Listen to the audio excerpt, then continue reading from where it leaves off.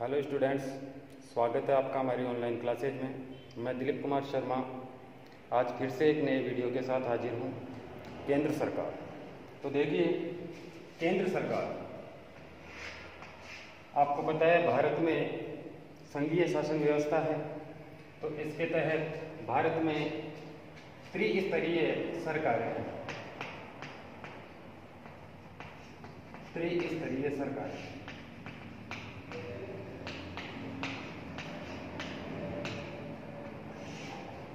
केंद्र सरकार, राज्य सरकारें और स्थानीय सरकारें। तो आज हम पढ़ेंगे केंद्र सरकार के बारे में।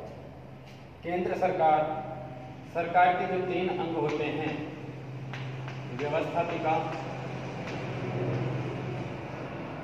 कार्यपालिका और न्यायपालिका।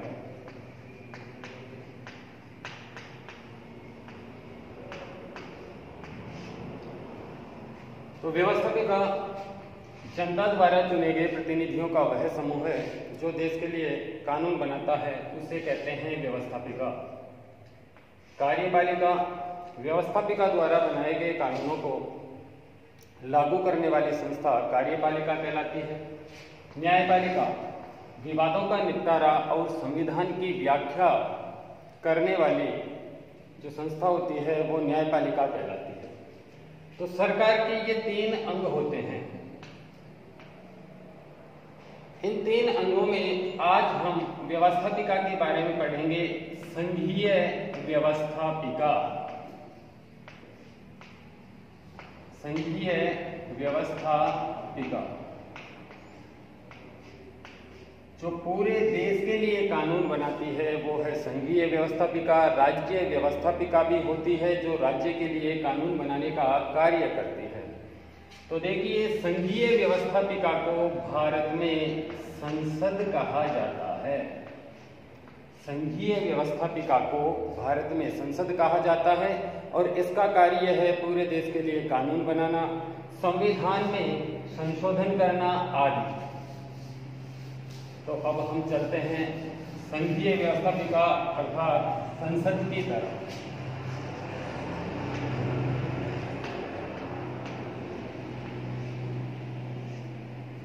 तो स्टूडेंट्स, अनुच्छेद 79 के तहत संसद की व्यवस्था की गई है। अनुच्छेद 79 के अनुसार भारत में एक संसद होगी जिसका निर्माण लोकसभा, राज्यसभा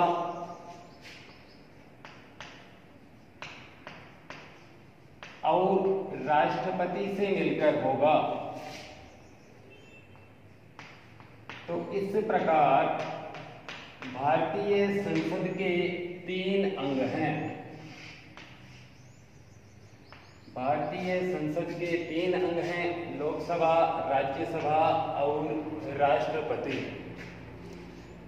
राज्यसभा का उल्लेख अनुच्छेद 80 में और लोकसभा का उल्लेख अनुच्छेद 81 में किया गया है।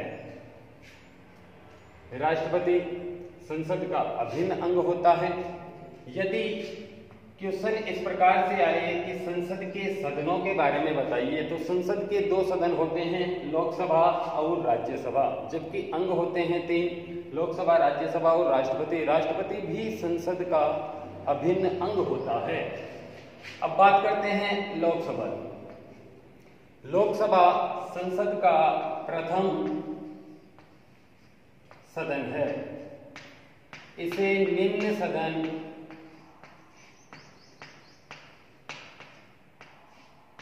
लोकप्रिय सदन और अस्थायी सदन भी कहते हैं।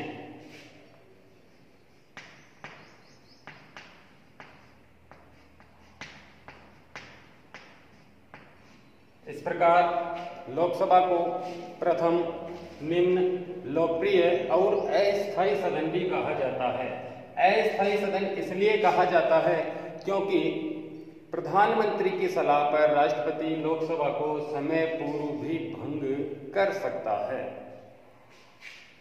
लोकप्रिय सदन, क्योंकि इसका चुनाव, लोकसभा के सदस्यों का चुनाव जनता द्वारा प्रत्यक्ष रूप से किया जाता है, इसलिए ये लोकप्रिय सदन भी होता है। अब आगे बात करते हैं इसकी सदस्य संख्या कितनी होती है।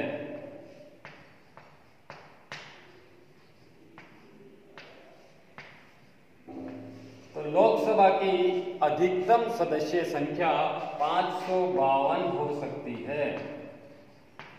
लोकसभा की अधिकतम सदस्य संख्या 552 हो सकती है, जिसमें 530 सदस्य राज्यों से,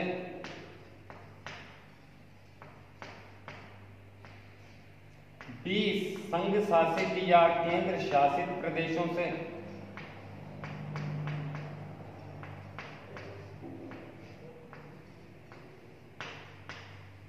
और 2 सदस्य राष्ट्रपति द्वारा मनोनीत किए जाते हैं।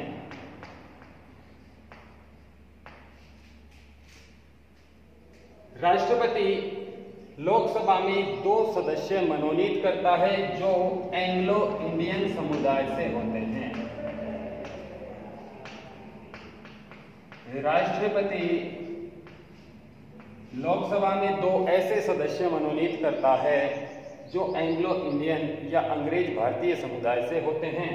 तो ये हो गई इसकी अधिकतम सदस्य संख्या की बात। लोकसभा में अधिकतम 552 सदस्य हो सकते हैं, 530 विभिन्न राज्यों से, 20 केंद्र शासित प्रदेशों से और 2 मनोनीत सदस्य जिन्हें राष्ट्रपति मनोनीत करता है, ये एंग्लो इंडियन समुदाय से संबंध रखते हैं। आगे वर्तमान सदस्य संख्या कितनी है, तो वर्तमान सदस्य संख्या जो है वो 545 है। वर्तमान लोकसभा की सदस्य संख्या वर्तमान में इस समय 545 है। 2 सदस्य राष्ट्रपति द्वारा वही एंग्लो इंडियन समुदाय के मनोनीत किए जाते हैं। 530 सदस्य राज्यों से हैं और जो 13 सदस्य बच गए वो केंद्र शासित प्रदेशों से चुने जाते हैं या उनका चुनाव केंद्र शासित प्रदेशों से होता है। इनमें 543 सदस्य निर्वाचित हैं और 2 मनोनीत हैं। अब बात करते हैं चुनाव या निर्वाचन। लोकसभा के सदस्यों का निर्वाचन जनता द्वारा प्रत्यक्ष रूप से होता है।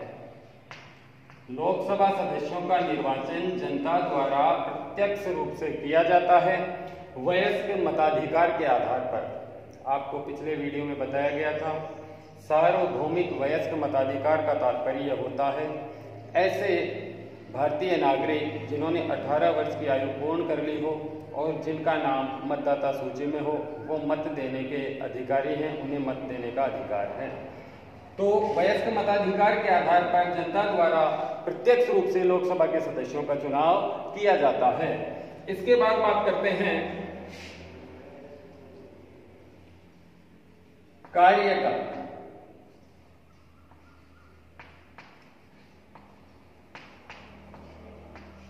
लोकसभा का कार्यकाल 5 वर्ष का होता है। लोकसभा का कार्यकाल 5 वर्ष का होता है और लोकसभा को प्रधानमंत्री की सलाह पर राष्ट्रपति द्वारा समय पूर्व भी भंग किया जा सकता है। प्रधानमंत्री की सलाह पर राष्ट्रपति द्वारा समय पूर्व भी भंग किया जा सकता है। तो इस प्रकार से निर्वाचन जनता द्वारा प्रत्यक्ष रूप से, कार्यकाल 5 वर्ष का और समय पूर्व भी राष्ट्रपति द्वारा इसे भंग किया जा सकता है। इसके बाद बात करते हैं योग्यताएं।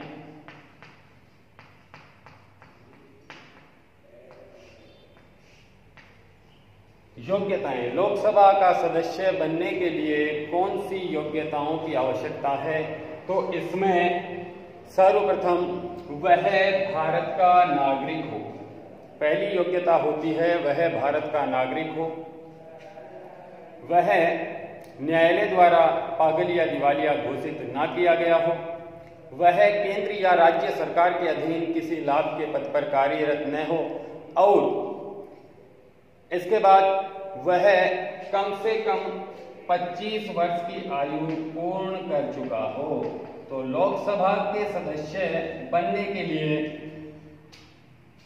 भारत का नागरिक होना आवश्यक होता है, 25 वर्ष की आयु वह पूर्ण कर चुका हो, वह किसी सरकारी लाभ के पद पर कार्यरत न हो और न्यायालय द्वारा पागल या दिवालिया घोषित न किया गया हो। तो ये हो गई इसकी योग्यताएं। इसके बाद बात करते हैं पीठासीन अधिकारी।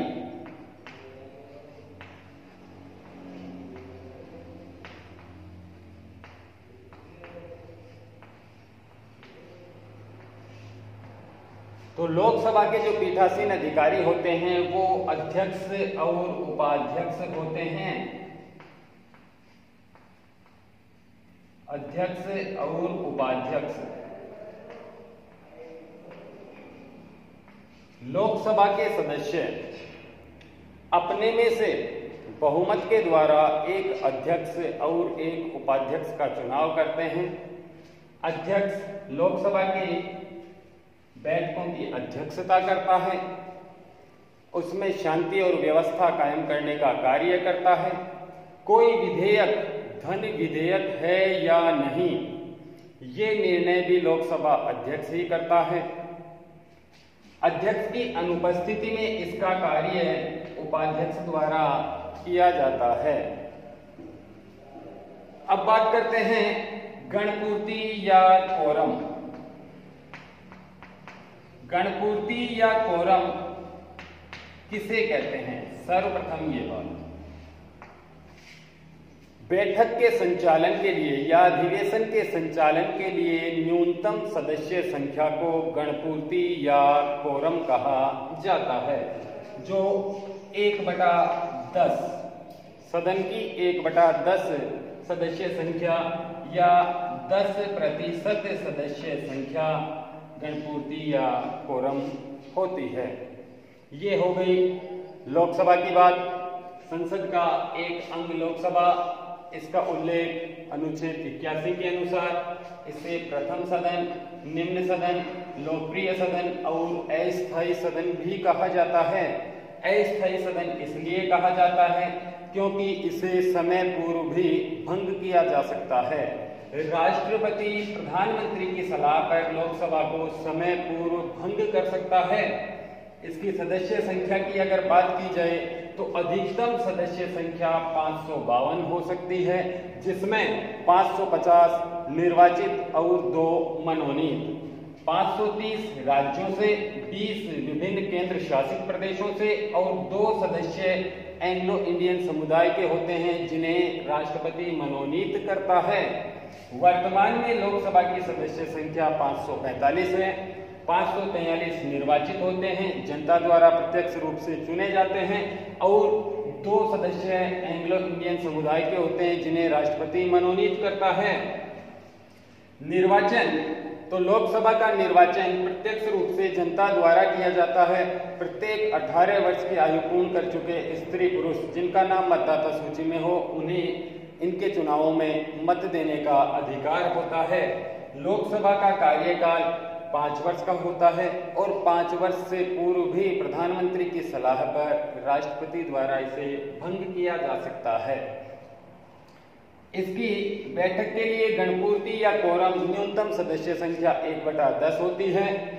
पीठासीन अधिकारी जो होते हैं वो अध्यक्ष और उपाध्यक्ष होते हैं। अध्यक्ष और उपाध्यक्ष का चुनाव लोकसभा के सदस्य बहुमत द्वारा अपने में से करते हैं। योग्यताओं में वह भारत का नागरिक होना चाहिए, उसकी आयु कम से कम 25 वर्ष हो, वह न्यायालय द्वारा पागल या दिवालिया घोषित न किया गया हो और वह केंद्र या राज्य सरकार के अधीन किसी लाभ के पद पर कार्यरत न हो। अब इसके बाद हम बात करेंगे राज्यसभा की।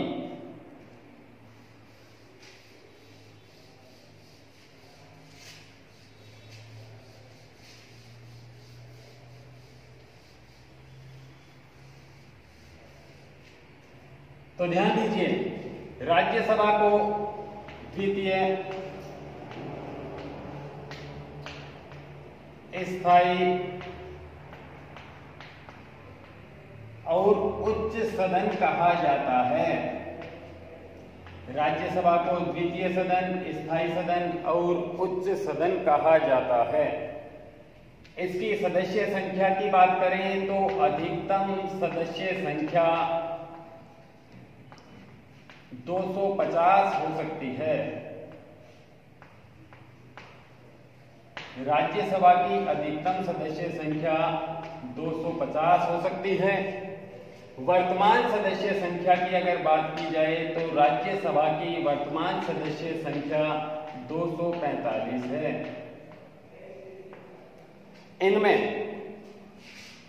238 सदस्य निर्वाचित होते हैं और 12 सदस्य राष्ट्रपति द्वारा मनोनीत किए जाते हैं। राज्यसभा के लिए राष्ट्रपति ऐसे 12 सदस्यों को मनोनीत करता है जिन्हें कला, साहित्य, समाज सेवा, खेल आदि में विशेष ज्ञान और अनुभव प्राप्त हो। वर्तमान में 233 सदस्यों का निर्वाचन होता है और 12 सदस्य राष्ट्रपति द्वारा मनोनीत किए जाते हैं। अब बात करें स्थायी सदन।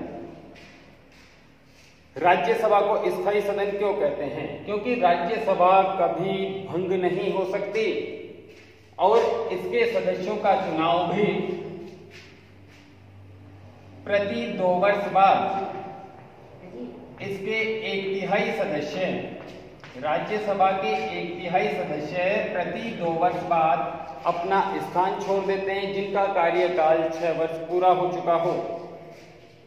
जिन सदस्यों का कार्यकाल 6 वर्ष पूरा हो चुका हो वो 1/3 सदस्य प्रति 2 वर्ष बाद अपना स्थान छोड़ देते हैं और उनकी जगह 1/3 नए सदस्य चुन लिए जाते हैं। इस प्रकार ये एक स्थायी सदन होता है, इसे भंग भी नहीं किया जा सकता। कार्यकाल की बात करें तो राज्यसभा के सदस्यों का कार्यकाल 6 वर्ष होता है। अब यहां एक बात आती है कि भाई लोकसभा के लिए आपने कार्यकाल 5 वर्ष बताया, लोकसभा का कार्यकाल बताया और यहां राज्यसभा के लिए 6 वर्ष प्रति सदस्य। तो देखिए लोकसभा 5 वर्ष बाद पूरी तरह भंग हो जाती है, उसके दोबारा से चुनाव होते हैं। जबकि राज्यसभा में 6 वर्ष का प्रत्येक सदस्य का कार्यकाल होता है, ये राज्यसभा का कार्यकाल नहीं होता। राज्यसभा कभी भंग नहीं होती। इसके 1/3 सदस्य प्रति 2 वर्ष बाद अपना स्थान छोड़ देते हैं और उनकी जगह 1/3 सदस्य नए चुन लिए जाते हैं। अब यहां आता है निर्वाचन। तो राज्यसभा के सदस्यों का निर्वाचन राज्य विधानसभाओं के निर्वाचित सदस्यों द्वारा किया जाता है। राज्य विधानसभाओं के निर्वाचित सदस्य मिलकर राज्यसभा के सदस्यों का निर्वाचन करते हैं और यह अप्रत्यक्ष निर्वाचन होता है।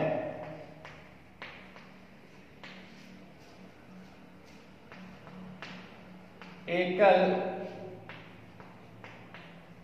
संक्रमणीय आनुपातिक मत प्रणाली के आधार पर राज्यसभा के सदस्यों का चुनाव किया जाता है। एकल संक्रमणीय आनुपातिक मत पद्धति के आधार पर राज्य विधानसभाओं के निर्वाचित सदस्यों द्वारा राज्यसभा के सदस्यों का चुनाव किया जाता है। अब यहां बात करते हैं योग्यताओं की। तो देखिए बाकी सभी योग्यताएं लोकसभा और राज्यसभा के लिए समान होती हैं, केवल एक योग्यता को छोड़कर जो है आयु सीमा। राज्यसभा का सदस्य बनने के लिए कम से कम 30 वर्ष की आयु का पूर्ण होना आवश्यक है। बाकी सभी योग्यताएं समान चलेंगी। वह भारत का नागरिक हो, वह केंद्रीय या राज्य सरकार के अधीन किसी लाभ के पद पर कार्यरत न हो, वह न्यायालय द्वारा पागल या दिवालिया घोषित न किया गया हो। और एक योग्यता जो यहाँ बदल जाती है वो है आयु सीमा। लोकसभा के लिए 25 वर्ष की आयु पूर्ण होना आवश्यक है और राज्यसभा के लिए 30 वर्ष की आयु पूर्ण होना आवश्यक है। अब आगे आता है पीठासीन अधिकारी।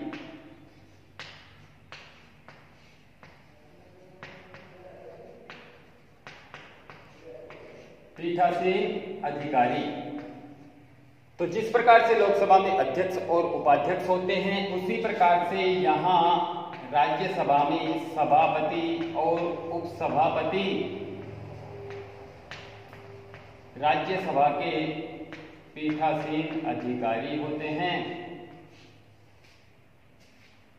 सभापति और उपसभापति। अब देखिए, सभापति, राज्यसभा का सभापति होता है उपराष्ट्रपति। उपराष्ट्रपति राज्यसभा का पदेन सभापति होता है, अर्थात पद के अनुसार उपराष्ट्रपति का पद ही राज्यसभा के सभापति का पद है। जो भी व्यक्ति उपराष्ट्रपति बनेगा वो राज्यसभा का सभापति हो जाएगा। उपसभापति का निर्वाचन राज्यसभा के सभी सदस्य मिलकर अपने में से बहुमत के द्वारा उपसभापति का चुनाव करते हैं। उपराष्ट्रपति का कार्यकाल 5 वर्ष का होता है। उपराष्ट्रपति का कार्यकाल 5 वर्ष का होता है, जबकि जो उपसभापति होता है राज्यसभा का, उसका कार्यकाल अन्य सदस्यों की भांति 6 वर्ष का होता है। ठीक है दोस्तों।